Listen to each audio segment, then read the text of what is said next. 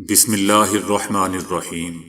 السلام علیکم دوستو، دنیا بھر کی خبروں میں آج آپ سنیں گے، لیکن اس سے پہلے اگر ہو سکے تو لائک اور سبسکرائب کا بٹن ضرور دبا لیں۔ شکریہ۔ امریکی کانگریس کے رکن ٹم بروشے کا کہنا ہے کہ عمران خان امریکہ کے دوست ہیں اور ان کی رہائی کے لیے امریکہ کو اپنی اقتصادی طاقت کا استعمال کرنا چاہیے۔ جب ان سے عمران خان کے بارے میں سوال کیا گیا کہ عمران خان جو امریکہ کے دوست تھے اور پاکستانی فوج نے انہیں جیل میں ڈال دیا ہے، تو ان کا کہنا تھا کہ ہم یہ جاننے کی کوشش کر رہے ہیں کہ وہاں پاکستان میں کیا کچھ ہو رہا ہے، اور مجھے یقین ہے کہ ہمارا محکمہ خارجہ پاکستان کو ایک مضبوط خط لکھے گا۔ ٹم بروشے کا کہنا تھا کہ ہمیں فوجی مداخلت کی ضرورت نہیں ہے، لیکن معاشی طور پر دباؤ بڑھانا ضروری ہے۔ کسی عالمی طاقت کو ایسا نہیں کرنا چاہیے جیسا کہ جہازوں یا فوج کو بھیجنا، دیکھتے ہیں آگے کیا ہوتا ہے۔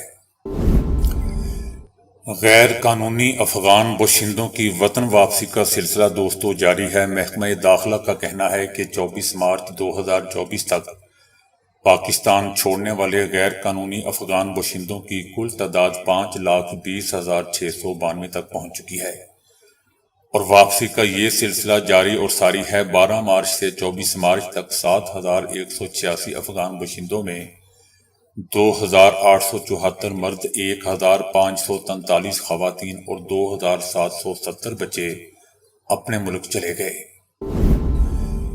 سانحہ ماڈل ٹاؤن سے شہرت پانے والے گلو بٹ طویل علالت کے بعد انتقال کر گئے۔ گلو بٹ پر ماڈل ٹاؤن میں منہاج القرآن کے باہر گاڑیوں کے شیشے توڑنے اور منع کرنے پر پولیس پارٹی پر فائرنگ کرنے کا الزام تھا۔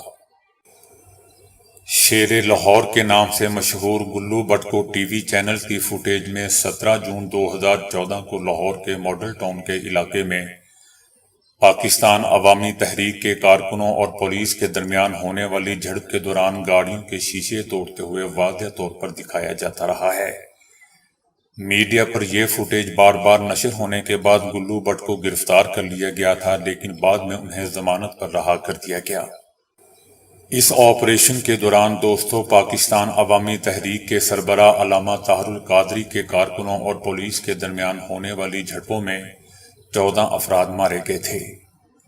گزشتہ دنوں ان کی ایک ویڈیو وائرل ہوئی تھی جس میں انہیں انتہائی تشویشناک حالت میں دکھایا گیا تھا، اور بظاہر وہ انتہائی اذیت کا شکار تھے۔ ان کے خاندان کے مطابق گلو بٹ طویل عرصے سے زندگی اور موت کی کشمکش میں مبتلا تھے۔ انہیں 2 بار برین ہیمرج ہو چکا تھا، جبکہ وہ شوگر کے بھی مریض تھے۔ گزشتہ ہفتے حماد اظہر نے پنجاب کے صدر کے عہدے سے استعفیٰ دے دیا تھا، اور قانونی چیلنجوں کا حوالہ دیتے ہوئے ان کا کہنا تھا کہ انہیں فرائض کی ادائیگی میں رکاوٹ کا سامنا ہے۔ تاہم پی ٹی آئی نے حماد اظہر کا استعفیٰ قبول کرنے سے انکار کر دیا ہے اور ان پر زور دیا ہے کہ وہ اپنی ذمہ داریوں پر قائم رہیں۔ اس حوالے سے P T I chairman barrister Gohar Khan نے عمران خان سے بات کی تھی، جنہوں نے انہیں حماد اظہر کا استعفیٰ قبول کرنے کی نہ کرنے کی ہدایت کی تھی۔ قطر میں ہونے والے مذاکرات کے دوران اسرائیل اپنے 40 قیدیوں کے بدلے 700 فلسطینی قیدیوں کو رہا کرنے پر رضامند ہو گیا ہے۔ قطر کے شہر دوحہ میں حماس اور اسرائیل کے درمیان دوستو اسرائیلی قیدیوں کے بدلے فلسطینی قیدیوں کی رہائی کے مذاکرات میں اہم ترین پیش رفت سامنے آئی ہے، جس میں اسرائیل نے حماس کے قید میں 40 اسرائیلی قیدیوں کے بدلے 700 فلسطینیوں کی رہائی پر اتفاق کیا ہے۔ 700 فلسطینی قیدیوں میں تقریباً 100 عمر قید پانے والے قیدی بھی شامل ہوں گے۔ اس تجویز پر بھی غور کر رہے ہیں، جس کے تحت عمر قید کی سزا پانے والے 7 فلسطینیوں کو ایک خاتون فوجی کے بدلے رہا کیا جائے گا، اور دوسرا اسرائیل کو فلسطینی قیدیوں کے ناموں پر اعتراض کرنے کا حق نہیں ہوگا جن کا مطالبہ حماس کرے گی۔ اگر اسرائیل کو ناموں پر اعتراض کرنے کا حق دیا جاتا ہے تو ہر خاتون فوجی کے لیے مزید فلسطینی قیدیوں کو رہا کیا جائے گا۔ پاکستان تحریک انصاف کے سینئر نائب صدر شیر افضل مربوط نے کہا ہے کہ میں ذمہ داری سے بیان دے رہا ہوں کہ پی ٹی آئی پنجاب میں فارورڈ بلاک بن چکا ہے اور لوگوں کو ڈرایا جا رہا ہے کہ دوبارہ گنتی میں ہروا دیا جائے گا۔ انہوں نے پی ٹی آئی کور کمیٹی میں معذرت کرنے سے متعلق خبر کی سختی سے تردید کرتے ہوئے کہا کہ میں نے کور کمیٹی میں کوئی معذرت نہیں کی، میرے معافی مانگنے سے متعلق خبر جھوٹی ہے۔ ان کا کہنا تھا کہ میری جان کو خطرہ ہے۔ وزیر اعظم شہباز شریف اور وزیر اعلیٰ پنجاب مریم نواز کے خلاف ایف آئی اے کو درخواست دے دی ہے۔ انہوں نے اپنی پارٹی کی سوشل میڈیا ٹیم کو تنقید کا نشانہ بناتے ہوئے کہا کہ اتنی قربانیوں کے باوجود مجھے تختہ مشق بنایا جا رہا ہے۔ جن سے کچھ نہیں ہوتا وہ صرف ٹرولنگ کر رہے ہیں، لیکن کسی کو حق نہیں کہ میرے خلاف ٹرولنگ کرے۔ ان کا کہنا تھا کہ اگر تنقید اور ٹرولنگ کا یہ سلسلہ جاری رہا تو میں اسلام آباد میں ہونے والی پی ٹی آئی کے 30 مارچ کے جلسے کے بعد پیچھے ہٹ جاؤں گا۔ شیر افضل مروت نے کہا کہ social media team Imran Khan کے ویژن کو نقصان پہنچا رہی ہے۔ سوشل میڈیا ٹیم جو کر رہی ہے اس سے پارٹی کو نقصان ہو رہا ہے۔ سعودی عرب میں مدینہ بس سروس جو مدینہ ڈیولپمنٹ اتھارٹی کے تحت کام کرتی ہے، اس نے آج عوامی نقل و حمل کے نظام کے اندر 2 روٹس کی دستیابی کا اعلان کیا ہے جو 24 گھنٹے چلتے رہیں گے۔ پہلا روٹ شہزادہ محمد بن عبدالعزیز ہوائی اڈے سے اور دوسرا حرمین ایکسپریس ٹرین اسٹیشن سے مسجد نبوی صلی اللہ علیہ وآلہ وسلم تک مسافروں کو لاتا اور واپس لے جاتا ہے۔ یہ دونوں روٹس رمضان المبارک کے پورے مہینے میں فعال رہیں گے۔ فرانس کے صدر میکرون نے اسرائیلی وزیر اعظم نیتن یاہو سے کہا ہے کہ رفح سے شہریوں کا جبری کیا گیا انخلاء ایک جنگی جرم کے طور پر دیکھا جائے گا۔ فرانس کے صدر میکرون نے رفح پر ممکنہ اسرائیلی حملے کے خلاف ایک بار پھر اپنے موقف کا اظہار کیا ہے۔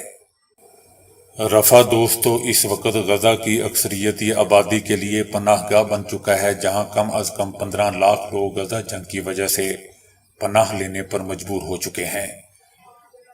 میکرون نے نیتن یاہو کو رفح جنگ کے بارے میں اپنے موقف سے ٹیلی فون کال کر کے آگاہ کیا۔ اس موقع پر میکرون نے اسرائیل کی طرف سے مغربی کنارے میں یہودی بستیوں کی تعمیر کے لیے 800 ہیکٹر زمین پر قبضے کی بھی مذمت کی۔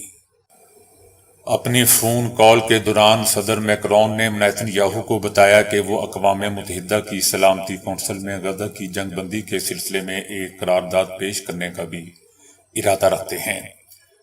انہوں نے مطالبہ کیا کہ اسرائیل انسانی بنیادوں پر امداد کی ترسیل کے لیے تمام راہداریوں کو کھول دے۔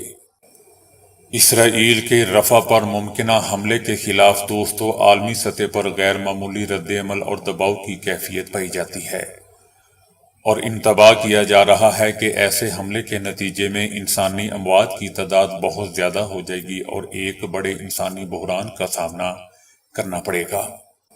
دوستو یاد رہے کہ 6 مہینے کی جنگ کے دوران غزہ میں 32,000 سے زائد لوگ شہید ہو چکے ہیں اور اسرائیل ابھی بھی اپنے جنگی عزائم میں کمی کرنے کو تیار نہیں ہے۔ ماسکو کے قریب ایک کانسرٹ ہال کو نشانہ بنانے والے ہولناک حملے سے متعلق نئی پیش رفت میں 4 گرفتار ملزمان کے اعترافی بیانات سامنے آئے ہیں۔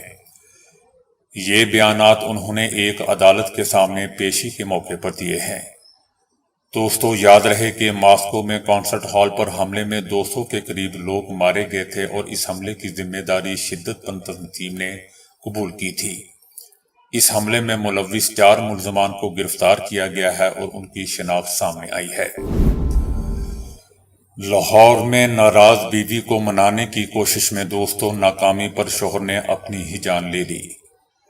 نواب ٹاؤن کے علاقے میں روٹھی ہوئی بیوی کو منانے کے لیے آئے شوہر نے اپنی جان لے لی۔ 55 سالہ عتیق الرحمان کی اہلیہ جھگڑوں سے تنگ آ کر بچوں سمیت میکے آ گئی تھی۔ اپنی جان لینے والا چودھری عتیق الرحمان مسلم لیگ نون کا درینہ کارکن تھا اور وہ لیگی رہنماؤں کی عدالتوں میں ہر پیشی پر موجود ہوتا تھا۔